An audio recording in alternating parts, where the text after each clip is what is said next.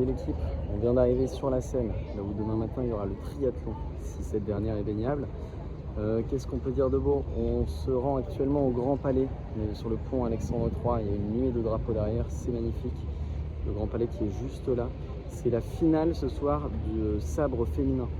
Et donc ce qui est top, c'est qu'on a 2 Françaises dans cette finale, donc on a une chance de médaille qui est assez élevée. Donc voilà, on va essayer de faire vivre ça dans l'intérieur du Grand Palais. Le Grand Palais qui est malheureusement bâché, donc vous allez voir de vous-même. Et en fait, le problème, c'est que la lumière influençait trop sur les sportifs, sur les athlètes, la lumière naturelle du soleil. Donc ils ont décidé de bâcher la célèbre verrière, ce qui ne permet pas de voir complètement la beauté de ce monument, qui est selon certains le plus beau monument de France. Mais voilà, on aura quand même l'ambiance de l'intérieur, et puis quand il y a des Français, c'est toujours particulier. Pas seulement parce qu'il y a la Marseillaise du coup au début, et on l'espère à la fin, qui symbolise une médaille, mais parce que du coup les gens sont complètement enjoués. Donc voilà, on va essayer de filmer tout ça avec la petite statue en or au-dessus. Donc voilà, ça va être top, on s'aventure, on va essayer de vous montrer un petit peu ce que c'est les jeux de l'intérieur. Chemin faisant, petite statue du héros Simon Bolivar. On ne cesse de voir partout où l'on va.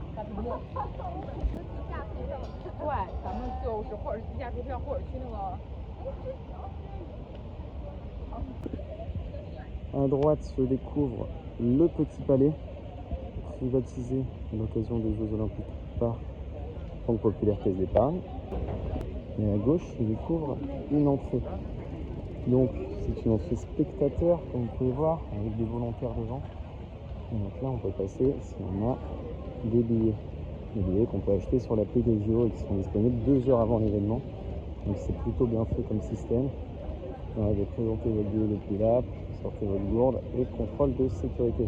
Avec tous ces objets interdits, notamment quelques-uns qui font polémique comme les parapluies, les drones. Et j'en profite également pour vous expliquer à l'ombre du général de Gaulle comment fonctionnent les accréditations.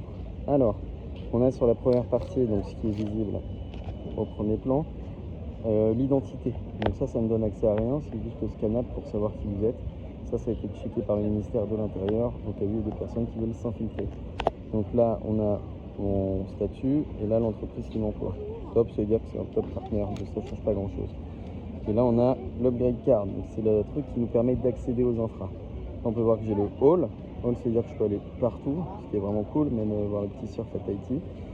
Et à l'inverse, les gens qui ont que des trucs, donc là, vous avez les trucs qui succèdent. Presse, c'est 2, loge, c'est 4, donc ça, c'est plein de choses que j'ai pas. Qu'est-ce qu'on peut dire de plus? TC, c'est-à-dire que j'ai accès au transport en commun du site, donc je peux aller de droite à gauche. Et là, qu'est-ce qu'on a? C'est coutume de coller des petits pins qu'on nous a offerts. Donc moi, j'ai que celui de la boîte parce que j'ai pas été très bon dans les échanges. Mais en gros, ce qui se fait, c'est que vous avez des gens avec des milliers de pins sur la retraite parce qu'ils ont été à plein de JO, donc c'est trop cool. Enfin, c'est trop cool. On nous l'a vendu comme étant trop cool. Après, dans les faits, moi, je trouve pas ça si fou. Et il y a sur chaque site une sécurité renforcée. Comme dans les aéroports, en fait, on y scanne vos bagages et on y fouille les gens. Donc c'est pas mal. C'est ce tournant déceler une faille dans ce processus de sécurité que je vais vous annoncer.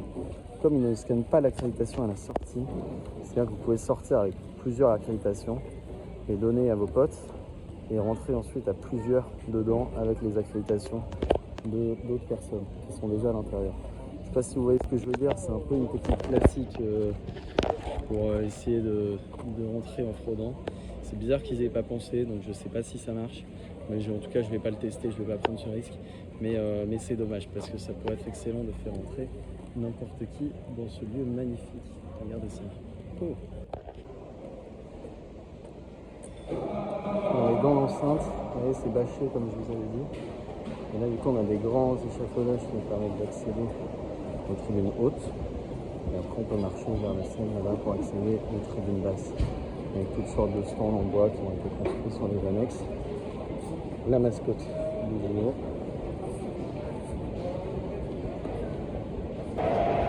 Et voilà, moment de vérité, on arrive sur l'infra, on peut déjà voir la coupole qui se dessine au plafond. Donc magnifique avec les petits éclairages.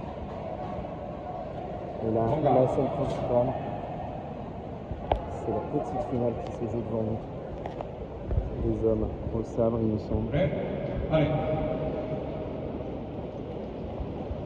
C'est impressionnant. Ça se joue à des millisecondes.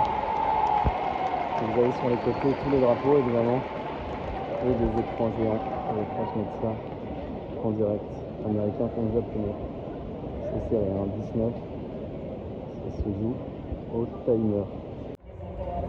Nous assistons à l'entrée des joueurs.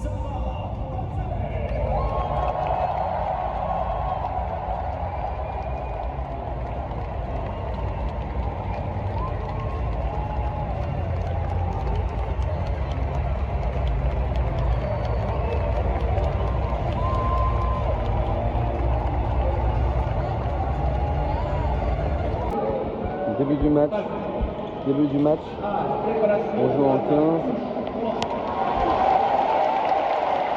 Un partout. Bon, l'ambiance est top.